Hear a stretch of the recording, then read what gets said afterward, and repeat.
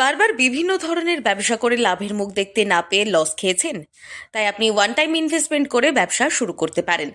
মাসিক আয় যা হবে তা থেকে আপনার রমরমিয়ে সংসার চলে যাবে। জেনে নিন। কাঠের দরজা তো বাড়িতে সৌন্দর্যের জন্য অনেকেই ব্যবহার করেছে, তবে কাঠের দাম যেভাবে হু হু করে বাড়ছে তাতে মধ্যবিত্ত পরিবারের মাথায় হাত পড়ে যাচ্ছে কাঠের দরজা বানাতে। আর এখন কাঠের দরজা থেকে আরো ভালো এবং আরো মজবুত এবং বাণিজ্যিকভাবে লাভবান হচ্ছে এই প্লাইয়ের দরজা। এই প্লাইয়ের দরজা মধ্যবিত্তের জন্য এখন খুব ভরসা এটা। এমনি একটা দরজা করতে গেলে 10-11 হাজার টাকা নিতে কোনো দরজা হয় না আমাদের নর্মাল কাঠের 7,000 দরজা। তাতে এই প্লাইয়ের দরজায় আমার 2,000 থেকে 4,000-এর মধ্যে আমার হয়ে যাচ্ছে। এটা মধ্যবিত্তের খুব হাতের কাছে এটা চলে এসছে, খুব সুবিধা চাই।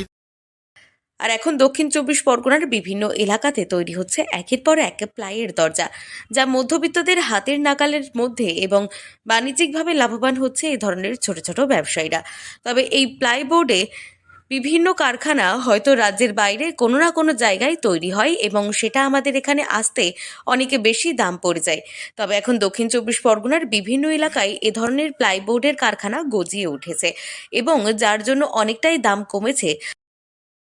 কাঠ থেকেই তৈরি হচ্ছে। কাঠ থেকে নানা রকম কাঠের পাতা থেকে, প্রথম আম, এসব নানা রকম কাঠের পাতা থেকে, পাইন কাঠ আছে, এই থেকে তৈরি হয়। এই দরজাতে নানা রকমের ডিজাইন দিয়ে তৈরি হয়। এছাড়া আপনি যদি চান আপনার নিজের ছবিও এই দরজাতে খুব কম সময়ে তৈরি হয়। কতক্ষণ সময় লাগে? বেশি দিন লাগবে না, আপনার 2-3 দিনের মধ্যে হয়ে যাবে। যে কোনো দরজা? যে কোনো দরজা, যে কোনো ধরনের দরজা, যে কোনো ডিজাইন, আপনার নিজের ছবি যদি চান এই দরজাতে আপনার নিজের ছবিও সেটিং করা যাবে।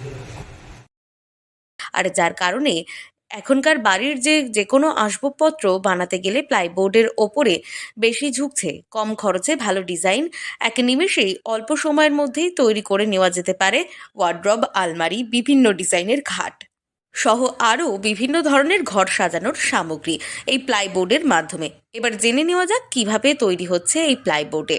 বিভিন্ন কাঠের গুঁড়ি থেকে মেশিনের মাধ্যমে পাতা তুলে নেওয়া হচ্ছে, আর সেই পাতা রোদে শুকিয়ে তারপর সেই পাতা দিয়ে পরপর সাজিয়ে রেখে বিভিন্ন সাইজের বিভিন্ন মাপের তরল পদার্থ দিয়ে সেটিকে জুড়ে একে একে সাজিয়ে মেশিনে গরম তাপের মধ্যে দিয়ে কয়েক ঘন্টা রেখে দিয়ে তারপরে আর এভাবেই তৈরি হচ্ছে বিভিন্ন সাইজের এই প্লাইবোর্ড। আর এই কারখানাগুলি গড়ে ওঠার কারণে এলাকার বহু মানুষের কর্মসংস্থান যেমন হয়েছে, তার পাশাপাশি অল্প টাকার বিনিময়ে মিলে যাচ্ছে এই প্লাইবোর্ডগুলি। আর যা দিয়ে মানুষ এখন কাঠের বিকল্প হিসেবে প্লাইবোর্ডের বিভিন্ন ধরনের বাড়ি আসবাবপত্র বানিয়ে নিচ্ছেন এবং এই প্লাইবোর্ডের চাহিদাও অনেকটাই বেশি রয়েছে, যার কারণে প্লাইবোর্ডগুলি তৈরি করতে হিমশিম খাচ্ছে এই কারখানার কর্মচারীরা। দক্ষিণ চব্বিশ পরগনা থেকে সুমন সাহার রিপোর্ট, লোকাল 18 বাংলা।